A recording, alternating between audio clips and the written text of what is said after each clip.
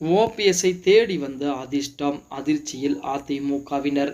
நண்பர்கள், நம்ம போடக்கூடிய வீடியோக்கள் உங்களுக்கு பிடிச்சிருந்துச்சு அப்படின்னா ஒரு லைக் பண்ணி, நம்ம சேனலுக்கு வரக்கூடிய புதிய பார்வையாளராக இருந்தீங்க அப்படின்னா மறக்காம சப்ஸ்கிரைப் பண்ணிட்டு அப்புறம் வீடியோ பாருங்க. அனைத்திந்திய அண்ணா திராவிட முன்னேற்ற கழகத்திலிருந்து ஒரு காலத்திலே நீக்கப்பட்டவர் தான் ஓபிஎஸ் அவர்கள். அப்படி நீக்கப்பட்டதுமே அந்த நீக்கப்பட்டதற்கு எதிர்ப்பு தெரிவித்து ஏகப்பட்ட வேலைப்பாடுகளையும் பார்க்க ஆரம்பித்தார். அதாவது நீதிமன்றங்களிலே வழக்குகள் தொடுக்க ஆரம்பித்தார். அதுக்கடுத்து தேர்தல் ஆணையத்தின் மூலமாக எடப்பாடி பழனிசாமி அவர்களுக்கு அழுத்தங்களை கொடுக்க ஆரம்பித்தார். இருந்த போதிலுமே வெற்றி என்பது எடப்பாடி பழனிசாமி அவர்கள் தான் அமைந்திருந்தது.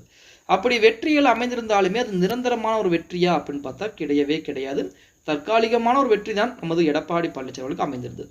அப்படி இருக்கக்கூடிய அந்த வேளையிலே இன்னும் விடக்கூடாது, நாம் அதிமுகவிலிருந்து முறையாக நீக்கப்படலை, நாம் என்ன தவறு செய்தோம், அதாவது ஏதானும் ஒரு தவறு செய்து அதிமுகவிற்கு துரோகம் செய்திருந்தால் அவர்கள் நீக்கியது நியாயம் அப்படின்னு வச்சு ஒத்துக்கலாம். ஆனால் எந்த ஒரு தவறுமே செய்யலை, எந்த ஒரு துரோகம் எதுவுமே செய்யலை. அப்படி இருக்கக்கூடிய சூழ்நிலையில் ஒருவருடைய சுயநலத்துக்காண்டி நம்மை நீக்கி இருக்கார்களே, அதுவும் 2026 வரைக்குமே நாம் தான் ஒருங்கிணைப்பாளராக இருந்து கொண்டிருக்கிறோம்.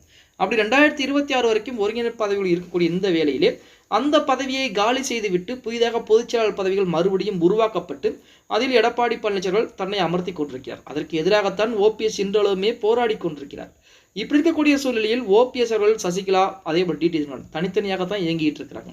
இந்த நாடாளுமன்ற தேர்தலிலே ஓபிஎஸும் டிடி தினகரன் கூட்டணி போட்டு இணைந்து பார்த்தாங்க. ஆனால் ஒன்றுமே வேலைக்காகலை அப்படின்னு சொல்லலாம்.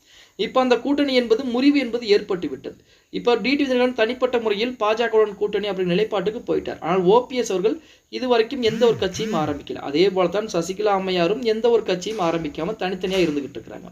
இப்போ 2 நபர்களுமே ஒன்று சேர்ந்தால் அதிமுகவை ஒன்றிணைப்பது மிக வேகமாக நடக்கக்கூடும் அப்படின்னு சொல்லித்தான் வைத்திலிங்கமாகட்டும் புகழேந்தியாகட்டும் இந்த நபர்கள்லாம் ஆரம்பத்திலே நம்ம சசிகலா அம்மையிடம் தூது போனாங்க. அது பார்த்தீங்க அப்படின்னா அது அப்போ அந்த சமயத்தில் எதுவுமே நடக்கலை அப்படின்னு சொல்லலாம். சசிகலா அம்மையார் எத்தனையோ முறை ஓபிஎஸ் கால அவகாசம் கேட்டுமே சசிகலா அம்மையார் தரதான் மறுத்தாங்க.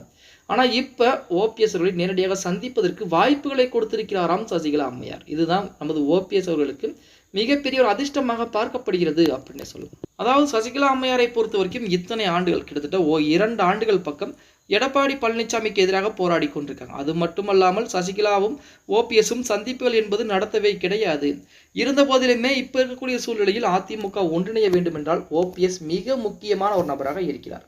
அதன் காரணமாக ஓபிஎஸ், சசிகலா இருவரும் ஒன்று சேர்வதற்கு அதிகப்படியான வாய்ப்புகளும் இருக்கிறது. இதிலும் கூடுதலாக இருவரும் நேரடியாக சந்தித்து பேசுவதற்கு அவகாசங்கள் கொடுக்கப்பட்டிருக்கிறது அப்படின்னு சொல்லி ஒரு தகவலும் வெளியாகி இருக்கிறது. இது ஓபிஎஸ் அவர்களுக்கு மிகப்பெரிய ஒரு அதிர்ஷ்டமாகத்தான் பார்க்கப்படுகிறது அப்படின்னு கூட சொல்லலாம். அதாவது சசிகலாவுடன் ஓபிஎஸ் கைகோர்த்து விட்டால் இனி யாராலும் அசைத்து கூட பார்க்க முடியாது அப்படின்னு சொல்லலாம். பொறுத்து பார்க்கலாம். ஓகே கைஸ், வீடியோ பிடிச்சிருந்தா லைக் பண்ணி விட்டுருங்க. அப்படி இந்த வீடியோ ஃப்ரெண்ட்ஸ் அண்ட் ஃபேமிலிக்கும் ஒரு ஷேர் பண்ண மறந்துடாதீங்க.